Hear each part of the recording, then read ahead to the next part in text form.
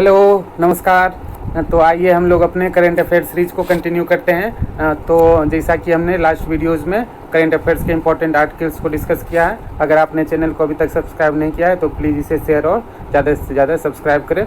तो आइए हम लोग आज पहले जान लेते हैं आज कौन कौन से इंपॉर्टेंट आर्टिकल्स हम लोग देखने वाले हैं। सबसे पहले हम लोग स्पुतनिक 5 वैक्सीन के बारे में जानेंगे कि ये क्या है और ये इंडिया में कब से अवेलेबल होगा। और उसके बाद अभी रिसेंट में नीति आयोग के एक मेंबर ने, एक्सपर्ट कमेटी ने एक गवर्नमेंट को कोविशील्ड के सेकेंड डोज को लगाने के लिए पीरियड का एक्सटेंशन पहले 1.5 से 2 महीने के बीच में लगाना होता था, अब 12 to 16 वीक मतलब 3 से 4 महीने के मंथ्स के बाद लगा सकते हैं। तो उसके बाद हम लोग यहाँ पर देखते हैं किस तरह सुप्रीम कोर्ट ने जुडिशियल एक्टिविज्म दिखाते हुए गवर्नमेंट को हाउस अरेस्ट का प्रिजन्स में, जेल में अभी ओवर क्राउडिंग की वजह से हाउस अरेस्ट के ऑप्शन पे विचार करने के लिए बोला है। उसी तरह यहाँ बंगाल में इलेक्शन के बाद भी धमाल जारी है। एक राइट्स वाले हिट एरिया में सीएम ममता बनर्जी के नहीं कहने के बाद भी ये धनखड़ साहब उस एरिया में विजिट करते हैं, तो उसको देखेंगे। वो इसे उतना रिलेवेंट नहीं है एग्जाम पॉइंट ऑफ व्यू से। उसके बाद यहाँ सुप्रीम कोर्ट ने एक और जुडिशियल एक्टिविज्म को दिखाते हुए और यहाँ दिल्ली गवर्नमेंट और हरियाणा और यूपी गवर्नमेंट को ये बोला है कि आप माइग्रेंट्स लेबरर के लिए एक जो भी प्रोमिनेंट प्लेस है सिटीज़ में, वहाँ पर उनके लिए ओपन मिल का अरेंजमेंट करें। उसके बाद हम लोग देखेंगे एडिटोरियल्स में किस तरह यहाँ डिस्कस किया गया है। अभी रिसेंट में एक जो रिपोर्ट आई है इंडस्ट्रियल प्रोडक्शन बढ़ने का और फूड इन्फ्लेशन कमी का, तो उसके बारे में देखेंगे वो क्या है। उसके बाद फिर अभी ये असम में वो एनआरसी वाला चला था, तो वो तो हमने कल देख लिया। यहाँ एक डिजीज़ के बारे में बात किया गया है म्यूक्रोमोसाइकोसिस, उसके बारे में देखेंगे वो क्या है। और यहाँ पे फिर पॉलिटिकल प्रिजनर्स को पैंडेमिक के ड्यूरेशन में उन्हें रिलीज करने की बात कही गई है। उसके बाद यहाँ पर मेडिकल एजुकेशन में रिफॉर्म से रिलेटेड क्या क्या रिफॉर्म होने चाहिए उससे रिलेटेड चीज़ों को डिस्कस किया गया। यहाँ पर सुप्रीम कोर्ट के प्रोसीडिंग्स को ऐप पे लॉन्च किया जाए, दिखाने के लिए एक ट्रांसपेरेंट सिस्टम बनाने के लिए एक ऐप लॉन्च किया जाएगा, जो कि एक बहुत ही वेलकम स्टेप है, जो कि present chief justice CJI NV Ramana के द्वारा लॉन्च किया जाएगा। उसके बारे में फिर हम लोग आगे देखते हैं। तो आइए हम लोग स्टार्ट करते हैं अपने सबसे पहले टॉपिक स्पुतनिक 5 वैक्सीन के बारे में। तो ये इंडिया में नेक्स्ट वीक से अवेलेबल होगा, ऐसा कहना है गवर्नमेंट का कि ये वैक्सीन नेक्स्ट वीक से अवेलेबल होगा। ये नीति आयोग के जो मेंबर BK पॉल ने ऐसी जानकारी मीडिया को दी है। फिर इन्होंने ये भी बताया कि गवर्नमेंट प्रोएक्टिवली अभी इंगेज्ड है डिफरेंट कंपनी जैसे Moderna, Pfizer, Johnson and Johnson, इन सब से इमरजेंसी यूज के लिए इनके पास कि आप भी इंडिया को वैक्सीन जल्दी से जल्दी प्रोवाइड करवाएं इसके लिए। और साइमल्टेनियसली पेटेंट वेवर को लेके इंडिया डिफरेंट कंट्रीज से बात कर रहा है। तो इस तरह उसके बाद फिर अभी तक इंडिया में starting the overall 216 crore doses of vaccine could be available in India between August and December. तो ये डाटा इन्होंने कल पब्लिक के सामने रखा है। उसके बाद इन्होंने डॉक्टर रेड्डी लेबोरेटरी में हैदराबाद में स्पुतनिक 5 का प्रोडक्शन के लिए भी DCGI, जैसे कि आप जानते हैं अभी ये बहुत ही चर्चा में रहता है हमेशा। Drugs controller and general of India यही जितने भी ड्रग्स या वैक्सीन हैं उसे इमरजेंसी यूज या यूज के लिए आफ्टर वेरिफिकेशन ये अलाउ करता है। तो उसके बाद यहाँ पे हमने अभी डिस्कस किया था कि कोविशील्ड के सेकेंड डोज की वैलिडिटी एक्सटेंशन बढ़ा दिया गया कि फर्स्ट डोज लेने के 12 to 16 वीक के बाद आप सेकेंड डोज ले सकते हैं। इससे इस रिपोर्ट के आने के बाद अभी जो वैक्सीन की क्राइसिस चला था, वैक्सीन की कमी हो रही थी, उसे भी दूर करने में थोड़ा हेल्प मिलेगा। फिर ये तो पॉलिटिकल न्यूज़ है, ये एग्जाम पॉइंट ऑफ व्यू से कुछ ज़्यादा इंपॉर्टेंट खास है नहीं। उसके बाद हम लोग देखते हैं दिल्ली में positivity rate more than 1 month के बाद बिलो 15% हुआ है, जो कि एक थोड़ा सा राहत वाली खबर है। उसके बाद यहाँ सुप्रीम कोर्ट ने, जैसा कि कल के हम लोगों ने एडिटोरियल में प्रिजन्स के जेल के ओवर क्राउडिंग के बारे में बात किया गया था, उसी बारे में सुप्रीम कोर्ट ने कल एक केस में जजमेंट देते हुए ये अपना टिप्पणी किया था कि अभी टोटल 18 लाख से ज़्यादा लोग लास्ट ईयर जेल में एडमिट किए गए थे। उसके बाद उसमें से मोर देन 3 लाख लोग अंडर ट्रायल हैं, जिनके अभी तक ट्रायल भी नहीं हुआ। उसके बाद अराउंड 7,000 करोड़ अभी जेल का बजट है, प्रिजन्स का इंडिया में बजट है। तो इस तरह सुप्रीम कोर्ट ने इस पे गवर्नमेंट को, ये गवर्नमेंट के बॉल में, लेजिस्लेचर के बॉल में ये डाल दिया है कि आप इस पे आइडिया पर सोचो। उस तरह उन्होंने कुछ फैक्ट्स और डाटा इस जजमेंट में दिए हैं, जो कि आपको यहाँ से आसानी से पढ़ के समझ सकते हैं। उसी तरह यहाँ पे सुप्रीम कोर्ट ने ये, जबकि ये डोमेन माइग्रेंट्स लेबर या अपने पब्लिक्स को फैसिलिटी प्रोवाइड करवाना या फूड प्रोवाइड, ये लेजिस्लेटिव या एग्जीक्यूटिव के डोमेन में आता है, लेकिन जुडिशियरी अपना अभी क्राइसिस के टाइम में PIL की पर अपना डिसीजन देते हुए इसने एग्जीक्यूटिव को ये गाइडलाइन दिया है कि जितने भी डिस्ट्रिक्ट मजिस्ट्रेट हैं वो एक प्रोमिनेंट प्लेस पे सबके लिए खाने की व्यवस्था करें, वो भी बिना ID या किसी भी फॉर्मेलिटीज़ के, जिससे कि, और उसके बाद जो ट्रांसपोर्टेशन की अरेंजमेंट करके इन माइग्रेंट्स लेबरर को उनके घर पहुंचाने की भी व्यवस्था की जाए, जिससे कि उनको ज़्यादा दिक्कत का सामना इस क्राइसिस के टाइम में, क्योंकि लॉकडाउन के टाइम में उनकी एम्प्लॉयमेंट या लाइवलीहुड वैसे ही ख़त्म हो गई है। तो इस तरह उनके सर्विस को लेके सुप्रीम कोर्ट ने एक एक्टिविज्म दिखाते हुए एक डिसीजन दिया या गाइडलाइन दिया है जुरी से। यहाँ हम लोग अब एक इकोनॉमी के टॉपिक पे एक आर्टिकल देखते हैं, जिसमें कि इसमें क्या है, इसमें पहले देख लेते हैं कुछ टेक्निकल टर्म कौन कौन से यूज हुए हैं या कौन कौन से इकोनॉमी के ऑर्गन।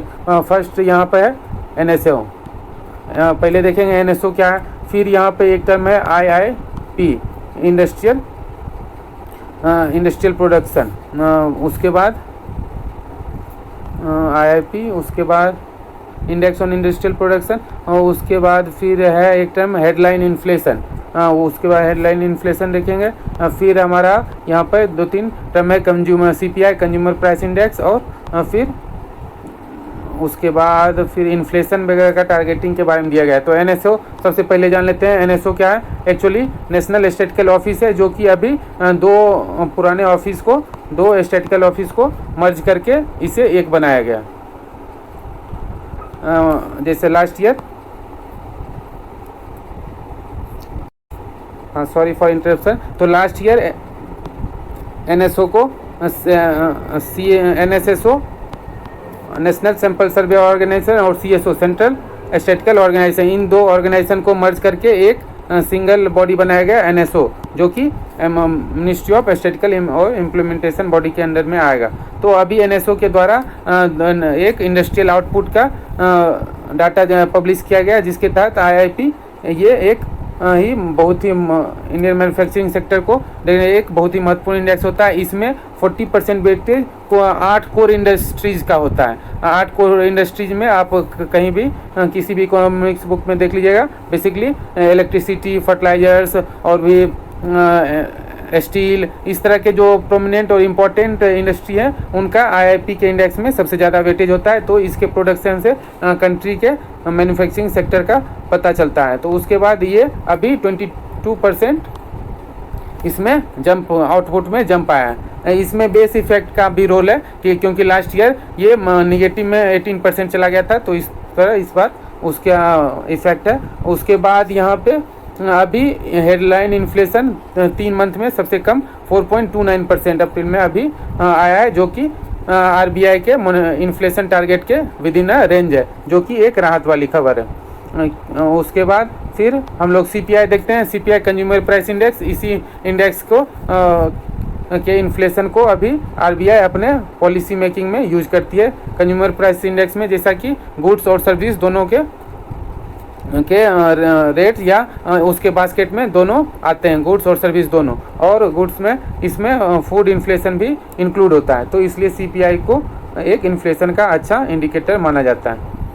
तो इस तरह हमने इस आर्टिकल में अभी NSO के द्वारा जारी डाटा और फिर इन्फ्लेशन के बारे में देख लिया। उसके बाद हम लोग इधर देखते हैं एक यहाँ पे कोविड के बाद डायबिटीज़ पेशेंट या जिनका इम्यून सिस्टम कमज़ोर है, उन्हें कुछ साइड इफ़ेक्ट्स आ रहे हैं, जिसमें कि ये म्यूकोरमाइकोसिस, ये डिजीज़ कभी कभी साइंस एंड टेक वाले पोर्शन में प्रीलिम्स में इस तरह के क्वेश्चन आ जाते हैं। म्यूकोरमाइकोसिस क्या है और ये किस तरह होता है। तो ये एक्चुअली जिनका इम्यून सिस्टम कमज़ोर है या जिन्हें डायबिटीज़ है, उन्हें अगर हाई डोज पावर स्टेरॉयड का, जैसे स्टेरॉयड एक ड्रग्स का आप लोग बार बार न्यूज़ में नाम सुन रहे हो, स्टेरॉयड के यूज़ से उन्हें इस डिजीज़ के होने की चांसेस बढ़ जा रहा है। तो इस तरह इसमें शुगर को कंट्रोल करके और ग्लूकोज वगैरह को मॉनिटर करके इस डिजीज़ से बचा जा सकता है। तो उसके बारे में आप लोग यहाँ देख सकते हैं। फिर यहाँ पर एक सुप्रीम कोर्ट के एडवोकेट और इनके बीच पॉलिटिकल प्रिजनर्स को अभी पेंडेमिक के टाइम में रिलीज़ करने को लेके डिस्कशन है, जो कि एक पॉलिटिकल डिस्कशन ही ज़्यादा है, लेकिन आप अगर पढ़ना चाहें तो उसे पढ़ सकते हैं। यहाँ पे हम लोग देखते हैं ये अभी के पॉइंट ऑफ व्यू से बहुत थोड़ा इंपॉर्टेंट टॉपिक है, मेडिकल एजुकेशन में रिफॉर्म से रिलेटेड। इससे रिलेटेड आपको ऐसे या कुछ क्वेश्चन GS3 में पूछा जा सकता है। तो इसमें देखते हैं क्या क्या इसमें सॉल्यूशन दिए गए हैं। तो इसमें जैसे कि मार्केट बेस्ड अप्रोच ना देके पब्लिक सेक्टर इन्वेस्टमेंट पे ज़्यादा फोकस किया गया। इसमें अभी बताया गया किस तरह क्राइसिस में हेल्थ सिस्टम कोलैप्स किया और नॉर्थ इंडिया में किस तरह मतलब अच्छे ह्यूमन रिसोर्सेज मेडिकल डॉक्टर्स की कमी है और किस तरह से अभी मेडिकल एजुकेशन को प्राइवेट सेक्टर को दिया जा रहा है। और जैसे कि नीति आयोग ने अभी हाल ही में क्या किया था, कुछ डिस्ट्रिक्ट हॉस्पिटल, नीति आयोग का एक प्रपोजल था कि NITI Aayog proposal of allowing private entities to take over district hospital, जबकि डिस्ट्रिक्ट हॉस्पिटल गरीब लोगों या वनरेबल सेक्शन के लोगों के लिए सबसे लास्ट होप होता है, लेकिन वहाँ भी कॉर्पोरेटाइजेशन की वजह से उन लोग को वहाँ भी मेडिकल फैसिलिटीज़ थोड़ा कॉस्टली होगा, जिससे कि उन्हें आने वाले समय में दिक्कत होगा। इस तरह Thus it will shut the door of large number of medical aspirants। फिर यहाँ पे मेडिकल एजुकेशन को प्राइवेटाइज करने के अगेंस्ट में कहा गया कि किस तरह मेडिकल एजुकेशन प्राइवेटाइज होने से नॉर्मल जो एजुकेशन इंस्पायर करते हैं मेडिकल फील्ड में जाने के लिए उन्हें उनका डोर मतलब बंद हो जाएगा। तो इस तरह इंडिया नेशनल हेल्थ पॉलिसी एक बनाने की बात कही गई है और प्रीवियसली प्राइवेट पार्टनरशिप से कुछ सीखने के लिए यहाँ पे जोर दिया गया। और किस तरह हेल्थ एक पब्लिक गुड्स है और इसे इस पेंडेमिक में, इस क्राइसिस में ये और अच्छे से हम रिलेट कर सकते हैं कि किस तरह एक पब्लिक गुड्स को प्राइवेट के हाथ में देना कितना हैवी कॉस्ट उसके लिए पब्लिक और गवर्नमेंट सबको पे करना पड़ सकता है। तो इस तरह हम इस आर्टिकल को देखते हैं। इस यहाँ पे हम लोगों ने एक टेलीकास्ट प्रोसीडिंग लाइव को ऐप के थ्रू लाइव प्रोसीडिंग दिखाने के को लेके अभी सुप्रीम कोर्ट के कदम के बारे में जाना था। तो इसमें CGI कहते हैं transparency is a time honoured principle when it comes to the judicial process in our country. Hearing of the cases has always taken place in public courtroom with access being allowed not only to lawyers and litigants in particular but also to the general public, justice Ramana said. तो इस तरह यहाँ पर transparency जो कि governance में एक बहुत ही की रोल प्ले करता है, ट्रांसपेरेंसी उस पर एम्फेसाइज करने का ये बात कर रहे हैं। और रोल ऑफ मीडिया, इसमें मीडिया के रोल को भी इन्होंने पॉइंट आउट किया है। और इस तरह हम आने वाले समय में जुडिशियल सिस्टम में ट्रांसपेरेंसी देखने को हमें मिल सकता है, जो कि एक बहुत ही वेलकम स्टेप है। और यहाँ पे civil service prelims exam extend होने का न्यूज़ है कि वो 10 अक्टूबर हो गया। मुझे विश्वास है कि आपको ये न्यूज़ पहले से पता चल गया होगा। तो इस तरह हमने आज के कुछ इंपॉर्टेंट आर्टिकल्स के बारे में डिस्कस किया। तो हम लोग रिकैप कर लेते हैं। पहला तो वैक्सीन के बारे में डिस्कस किया। सेकेंड, जुडिशियल एक्टिविज्म के 2 केस को हमने देखा कि किस तरह सुप्रीम कोर्ट हाउस अरेस्ट और माइग्रेंट्स लेबर को ओपन मील प्रोवाइड करवाने को लेके एग्जीक्यूटिव को गाइडलाइंस देता है। सेकेंड, उसके बाद हमने 2-3 एडिटोरियल डिस्कस किया, जिसमें कि हमने एक इकोनॉमिक से रिलेटेड IIP और इन्फ्लेशन और CPI के बारे में जाना। फिर एक साइंस एंड टेक्नोलॉजी में माइक्रोमाइसिस से रिलेटेड, उसके बाद मेडिकल एजुकेशन में रिफॉर्म। फिर किस तरह सुप्रीम कोर्ट अभी एक नया ऐप लॉन्च करने वाला है लाइव प्रोसीडिंग को देखने के लिए, जो कि एक जुडिशियल सिस्टम में ट्रांसपेरेंसी के लिए एक मील का पत्थर साबित हो सकता है। तो आई होप कि आपको ये वीडियो पसंद आया हो। तो thank you so much for listening. अगर आपने सब्सक्राइब नहीं किया तो प्लीज़ चैनल को सब्सक्राइब करें। धन्यवाद।